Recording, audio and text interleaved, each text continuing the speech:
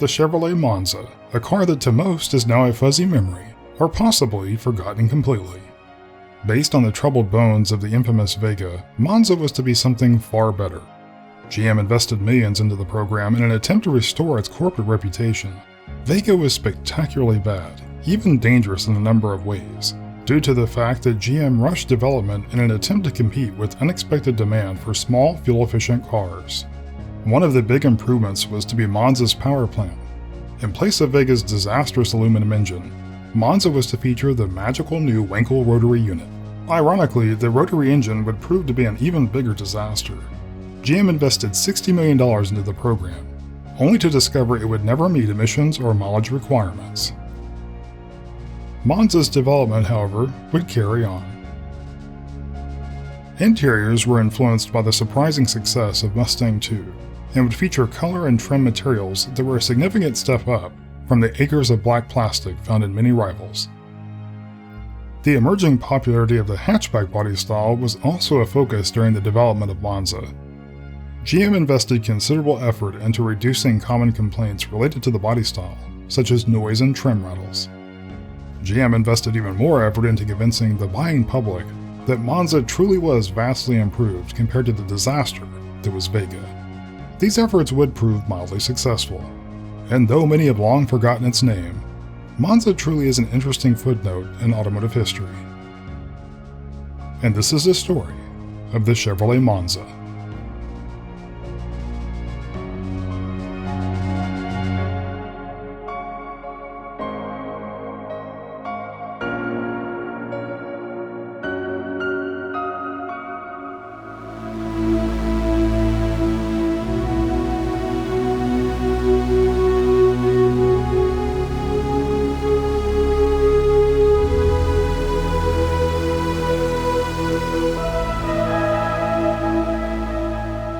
General Motors has been around since the earliest days of the automobile. While Ford was at times overly conservative and Chrysler at times a little too avant-garde, GM endeavored to serve the masses. GM's styling division in particular played a major role in defining the look of things, and not just automobiles. Many everyday items were influenced by the talented, forward-thinking GM stylists. A lasting vision of the future was formed during the golden age of mid-century styling that continues to appear classic and timeless to modern eyes. From racing to industrial styling, GM's influence was everywhere.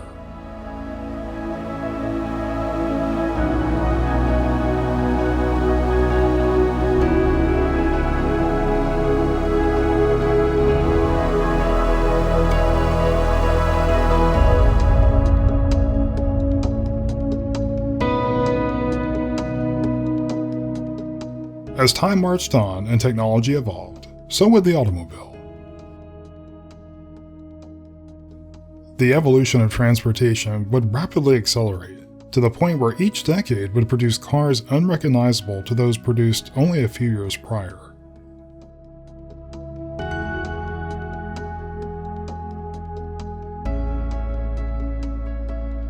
And behind all this rapid evolution were the people. People that possessed a true passion for cars. Every car, no matter how successful or infamous, represents the passion and dedication of real people. Automotive designers of the 50s could not have imagined what would await them only 20 years into the future. The youth that had their sights set on shaping the automobiles of the future would have a much bigger challenge than they ever imagined.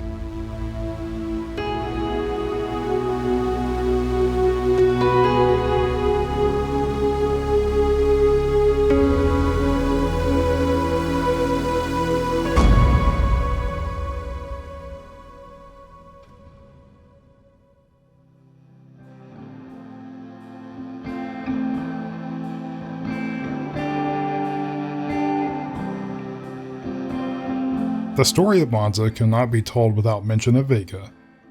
The Chevy Vega represents everything that went sideways towards the dawn of the 70s American automotive industry. Despite its felt sheet metal and trendy hatchback body style, there were serious problems. From aluminum engines that warped to rear axles that separated without notice, and fuel tanks had exploded due to exhaust system failures. Vega proved to be one of the most infamous failures in GM's history. And of course, looming federal regulations didn't help. Even when a Vega was actually running, power output was dismal.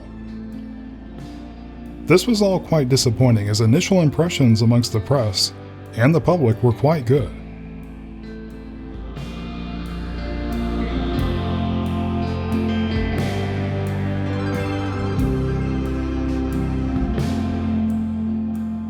Vega's styling was actually influenced by the best of GM's golden age, including Ed Cole, Bill Mitchell, and even John DeLorean. Motor Trend even named Vega Car of the Year, a decision they probably would regret once it was discovered GM had left much of the product testing to the consumer.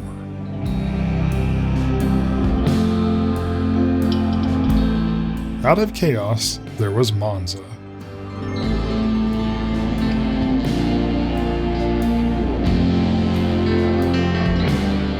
Introduced in 1975, Monza was familiar yet different enough to hopefully disguise its Vega origins. Rather impressively, there were two distinct body styles that gave Monza a broader appeal.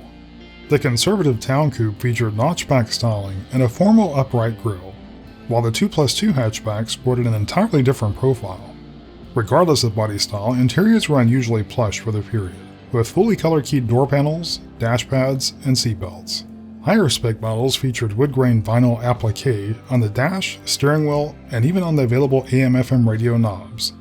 Engine choices were particularly interesting, ranging from a much improved version of Vega's 4-cylinder, now labeled Durabuilt, all the way up to a 5-liter V8 with turbo-hydromatic transmission. Rustproofing was also much improved over Vega's early flawed process. And air conditioning, a rear spoiler, and sports steering wheel were among the many available options.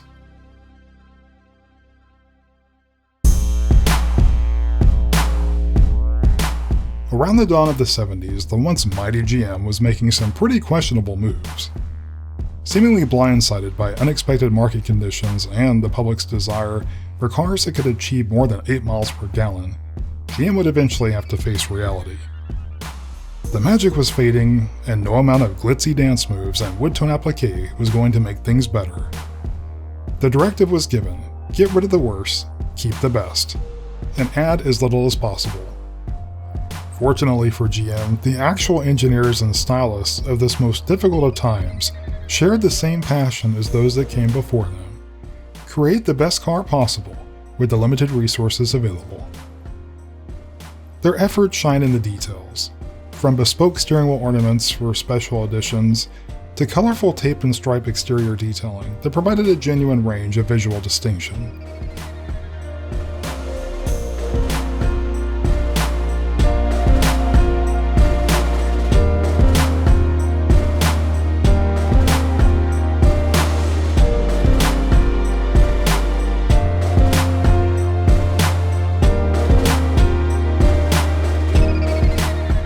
The Spider Edition is a perfect example of providing individuality on a minimal budget. For only a couple of $100, the Monza buyer could drive out of the showroom and cruise the coastline in something truly distinctive. The 2+2 edition featured a full-width hatchback rear door and the distinctive quad headlamp arrow nose. Just the thing to distract from those pesky 55-mile-per-hour speed limits. Power ranged from the base Durabuilt 4-cylinder with 4-speed, all the way up to the 4-liter V8 with turbo-hydromatic transmission. The Monza Town Coupe featured a notchback-style rear end and even an available upper window vinyl roof treatment.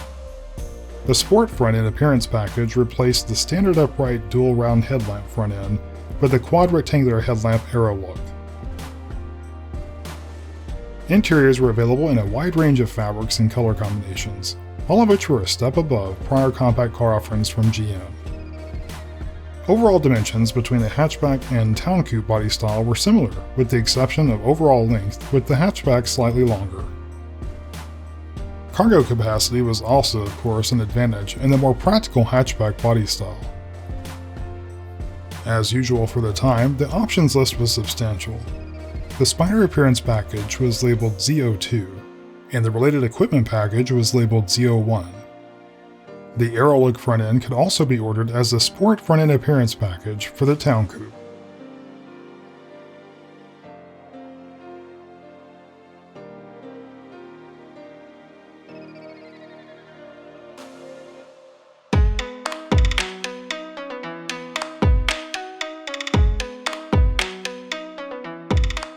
Despite GM's efforts to overcome Vega, it was clear that Monza and the state of the automobile in general was truly not the rocket age future many had envisioned. Beloved at the time or not, Monza represents a mostly forgotten time that only now many of us are looking back on with a new sense of respect and even longing. It is also incredible how much diversity of personality the stylists and engineers were able to accomplish given such tight corporate restrictions. From upright and formal to low sleek and sporty, Monza stylists accomplished something special. By 1978, Vega was no more, but the Monza family would expand to include the new Monza Sport series, offered in both 2+2 hatchback and notchback body styles, with revised front-end styling. Interior color selections included blue, camel, black, and carmine. And like the best TV shows of the 70s, there was both variety and familiarity in the colorful array of options and features. Zoom, Zoomier, and Zoomiest powertrain offerings consisted of the famous Iron Duke 4, to the mid-range V6, and all the way up to the 305 cubic inch V8 to deliver a respectable 240 pounds of torque at only 2,000 RPM. Useful options such as power steering and even power brakes could be combined with the also optional limited slip rear axle to make Monza a fun-loving machine. And careful observers would note the Monza S hatchback, coupe, and wagon were actually leftover Vega body styles with Monza features grafted on.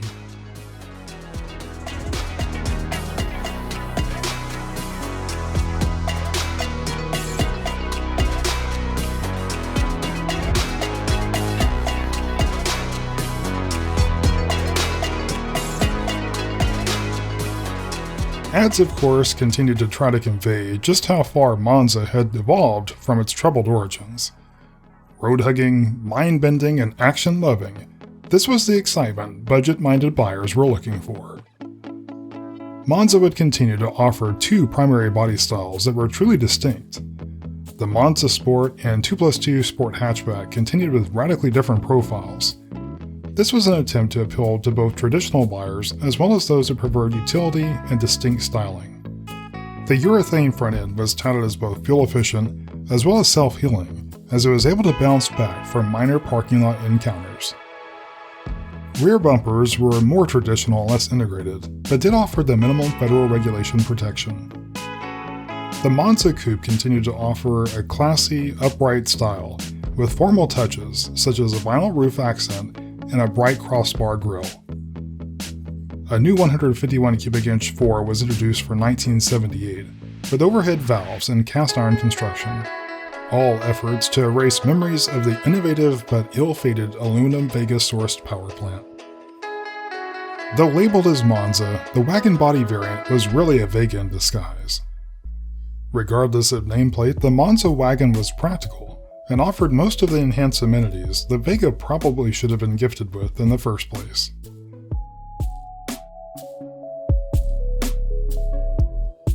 As the twilight of the 70s neared, Monza was quickly becoming a relic. After all, the front-wheel drive X cars would soon arrive to save the day, so to speak. So Monza was reduced to only 4 models. To distract from the reduced model variety, an AM radio, tinted glass, body side moldings, and a sport steering wheel were all made standard. There was also a continued focus on figuring out ways to prevent corrosion, a major headache for GM as previous Monza and Vega offerings suffered flawed rust-proofing, resulting in millions in warranty claims. Amusing by today's standards, accident prevention features listed in ad literature consisted of side marker lights and parking lamps that illuminate when the headlamps are on. A reminder that this was the 70s after all, and basic transportation provided basic features and amenities. But this is part of the charm. Our modern eyes are jaded. We take so much for granted. From optional clocks to standard AM radios to appearance packages that were little more than tapes and stripes. These are the features and benefits provided in a difficult time. It is easy to forget just how much the cars of our childhood endeavored to provide our parents, grandparents, aunts and uncles with something more than just basic transportation. The decade of the 70s was a different time, and many of those things we once took for granted are long gone. It is by taking a moment to remember these long-forgotten memories, we realize time machines do exist.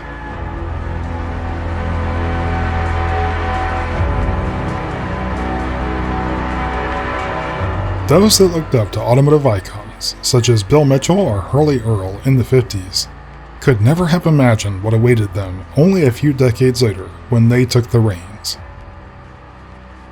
But as with those that came before them, their passion and ingenuity produced something far beyond the limitations that were placed upon them.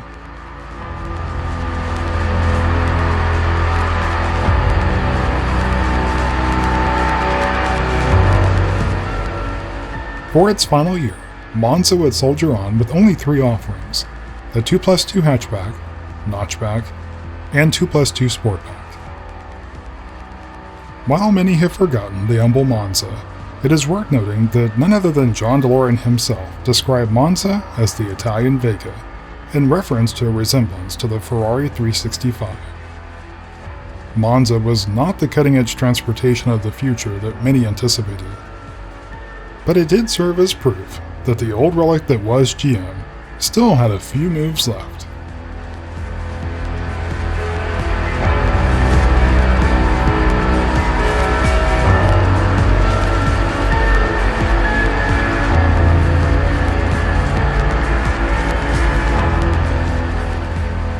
Though these were not the best of times, many now see Monza and the memories associated with the time it was born from with a renewed fondness.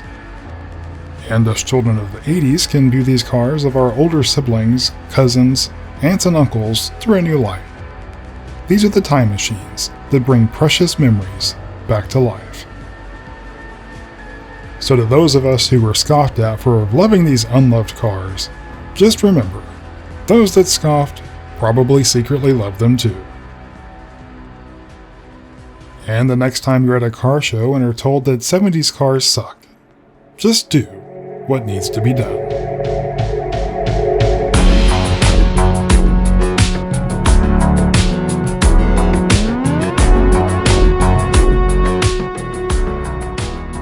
And that is the story of the Chevrolet Monza. Thanks so much for watching and for your support of my efforts to spread the gospel for these underdogs of the automotive world. Thank you for your patience as life continues to bring many twists and turns. Rest assured though, these car tales will go on. Thanks to all who support my efforts to bring a little nostalgic escape. Most of all, stay excellent to each other.